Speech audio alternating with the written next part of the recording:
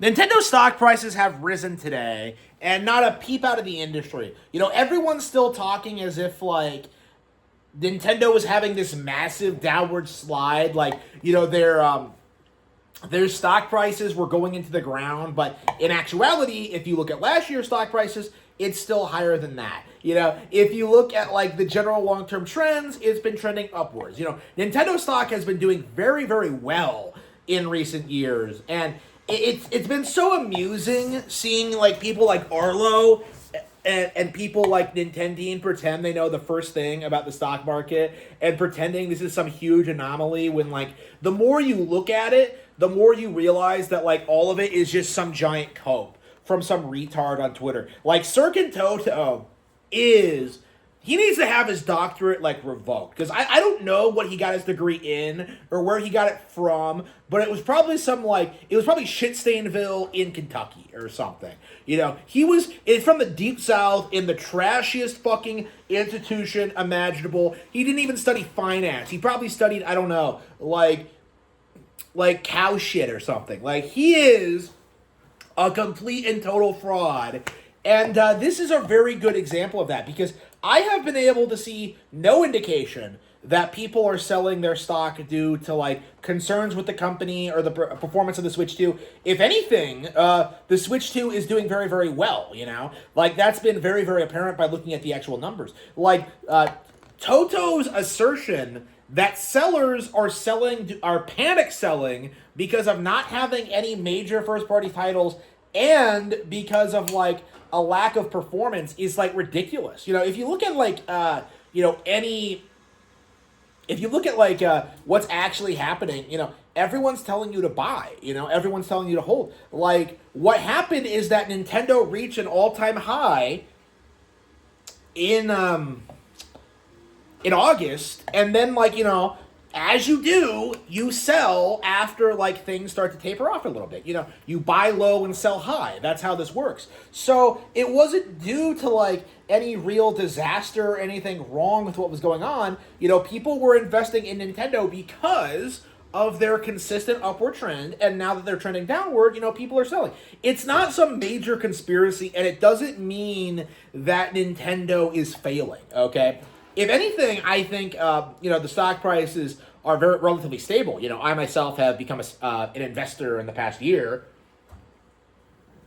and have seen that, like, I'm very, very happy with their performance and how the company is being run and all that. So, like, yeah, like, I know a lot better than most people, what's actually happening here. So, for me, I just can't take anybody complaining about this seriously.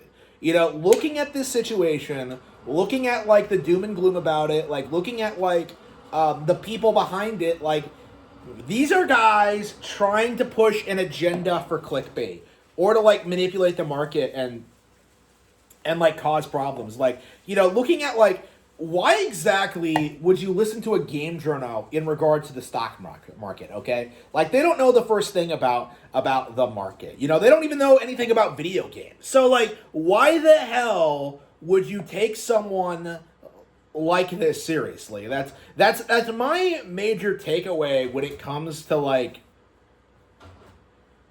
the current situation, when it comes to, like, Nintendo Switch 2 and this thing. Like, it feels like we're in this period where, like, people are making up whatever they possibly can to, like, complain about Switch. You can just watch any Nintendo video, and he's always going like, oh, yeah, Nintendo Switch 2 underperformed in Spain this week, and it's like, it's so hyperbolic and ridiculous, and, like, you cannot take it seriously. Like, it doesn't look at the big picture at all. It won't accept the big picture. That Nintendo is very, very successful, and whatever you can, like, cry about when it comes to tariffs or the release schedule, like, that's not really impacting them in the long term. Like, just look at how many people are, like, trying to tell you that, like, Switch 2 has no big games. Switch 2 had nothing this holiday season. And it's like they can't comprehend the fact that people who are picking up the Switch 2 for the first time are going to be getting Mario Kart and Bonanza. Like, they didn't need a big holiday game. Those were their big holiday games. And everything else was, like, had come out later, and like I'm sure also did numbers, but like like this is a very good example. Not everybody is buying these big evergreen Nintendo games day one. That's why they're evergreen. The fact of the matter is, people are going to be buying Mario Kart World for like a decade. It's so strange to me how the community has rallied to try and push this narrative that like Nintendo has fallen off, or that they're not doing well, or that they've done something embarrassing, or that there's like something's gone wrong, and like there's no indication of that. Like, none of the major stories we have heard pushed over the past 6 months have like panned out at all. We've been told that like the Switch 2 was the price was going to rise for that. We were told that like Mario Kart World was going to fail because of the price point. We were told that like actually like remember when like they were trying to tell you that like games were going to cost like $90 on Switch 2, like remember when they were trying to pull that nonsense?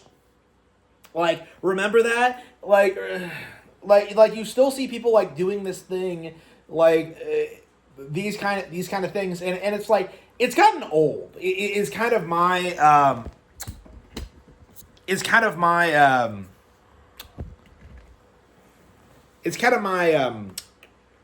stance on it is that like nothing these guys have said over the past several years has been true at all in any way, shape, and form.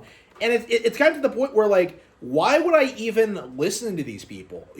Like when I saw the declining stocks, I bought more. And like I saw a lot of other people like saying the same thing. So it's like, who is this trying to fool? Because it's not influencing like actual shareholders. It's not influencing like actual investors. It's like it's something for retards on the internet to like fight about, and it's like it's so out of touch and so ridiculous that like I really do have to call this out, that like none of these people had any idea what they were talking about at all. Like, and like that becomes more and more apparent as we see the situation progress. And what's especially ridiculous is that, like, these guys, like, their big rallying cry right now is that, like, there's no big games on Switch 2. Like, first of all, that's not true. There's plenty of stuff coming out. But second of all, and this is the big one, like, they can drop a Nintendo Direct whenever they want. Like, Pokemon Gen 10's probably coming out this year. So, like, when you take that into consideration, when you think about, like, what's happening, when you think about, like, this, when you think about, like, the situation you're in, like, the next Nintendo Direct is just going to, like, demolish the entire narrative. I would not be surprised if, like, the stock price radically rises after the next Nintendo Direct, honestly. It's just, that's just how these things work. And, like, are you going to see anybody acknowledge it? Like, I don't think so. I might talk about this more often because, I'm a shareholder myself now, and I have, like, a unique perspective on this. But, like, for me, it's like the fact that these guys even tried turning this into a controversy, it really just goes to show you just how desperate they are to try and downplay the success of Nintendo and the Switch 2.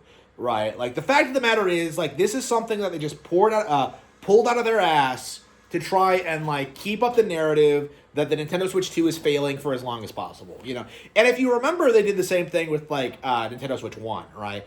Up until, like, Super Smash Bros. Ultimate came out, the entire narrative was that, like, oh, we don't know this thing is successful yet.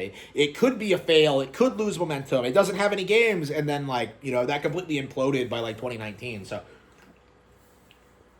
that's kind of what we're seeing here now, honestly. Like, that's kind of what we're seeing from the community. It's just this complete inability to accept that, like, Nintendo has won this console generation quite handedly. They beat Xbox, they beat PlayStation, they beat PC, they beat mobile. And, like, there's just this refusal to acknowledge it because so many of these people in their careers revolve around hating Nintendo in some way, shape, or form. Like, we all clown on, like, a Nintendine for, like, obviously being that.